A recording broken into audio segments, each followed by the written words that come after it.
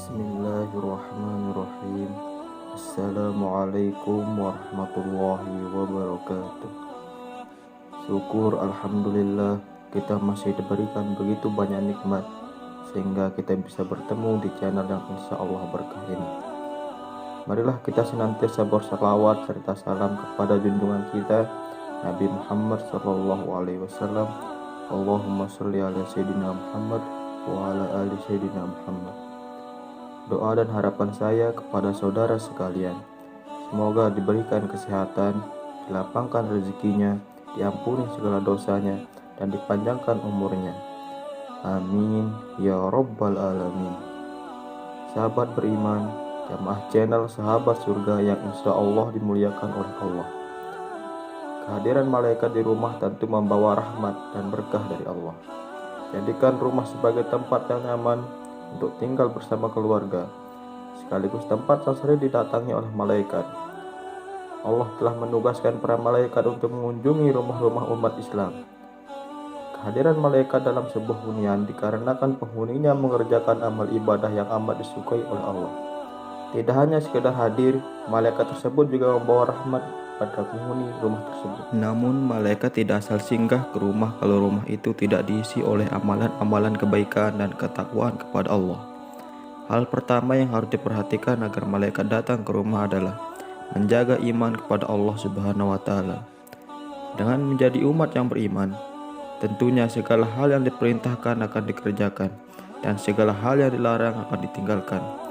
Sahabat surga yang dirahmati Allah, berikut adalah ciri rumah yang didatangi oleh malaikat. Yang pertama, rutin dibacakan Al-Quran. Rumah yang sering digunakan untuk membaca Al-Quran akan dihadiri oleh malaikat dan dihindari oleh setan.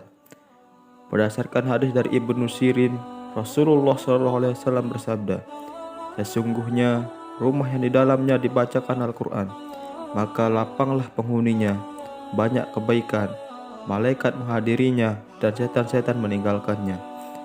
Sebaliknya, rumah yang tidak dibacakan Al-Quran, maka sempitlah penghuninya, sedikit kebaikannya, malaikat meninggalkannya dan setan-setan mendekatinya."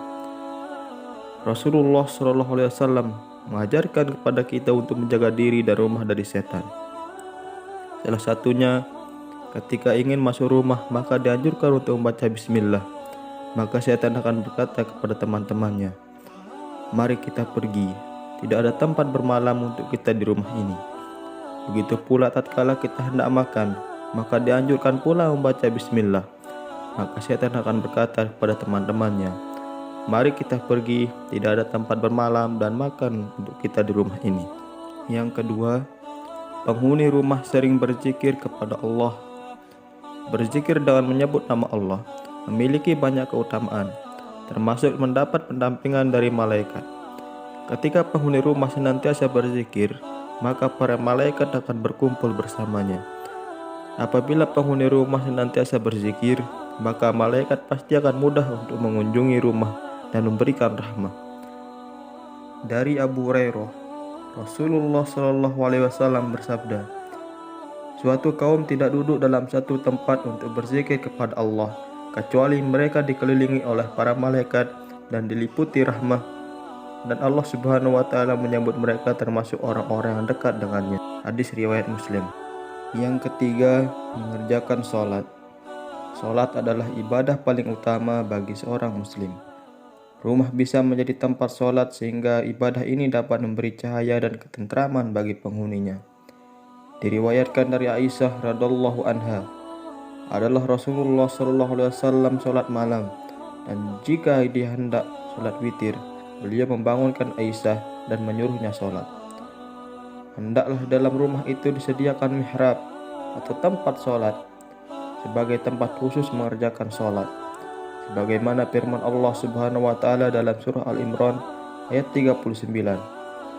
Kemudian para malaikat memanggilnya ketika dia berdiri melaksanakan sholat di mihrabnya.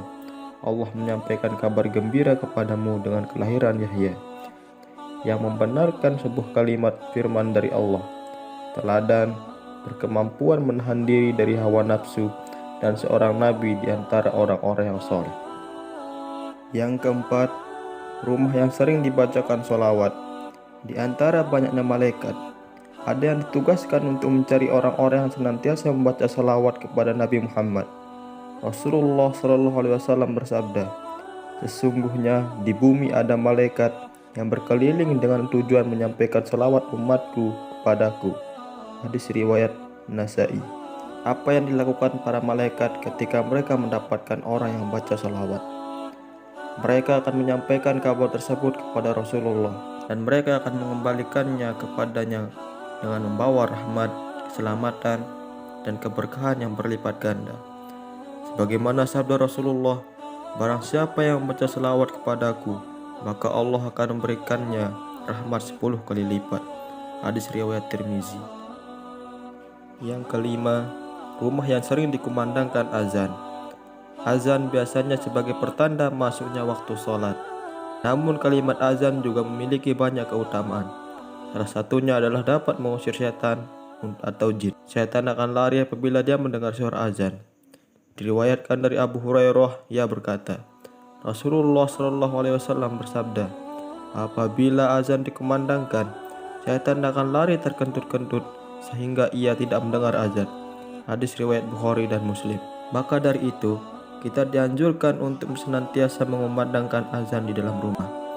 Tidak ada salahnya mengumandangkan azan di dalam rumah, karena azan dapat mengusir setan. Pahalanya orang yang azan adalah sejauh suaranya terdengar. Sebagaimana sabda Rasulullah SAW, seorang muazin diampuni sejauh suaranya dan menyaksikan untuk setiap yang basah dan yang kering. Hadis riwayat Ahmad, Abu Daud, Nasai, Ibnu Hibban, dan Ibnu Majah. Itulah ciri-ciri rumah yang didatangi oleh malaikat. Semoga ini bermanfaat. Semoga kita termasuk orang-orang yang rumahnya didatangi oleh para malaikat. Amin, amin ya robbal alamin. Wassalamualaikum warahmatullahi wabarakatuh.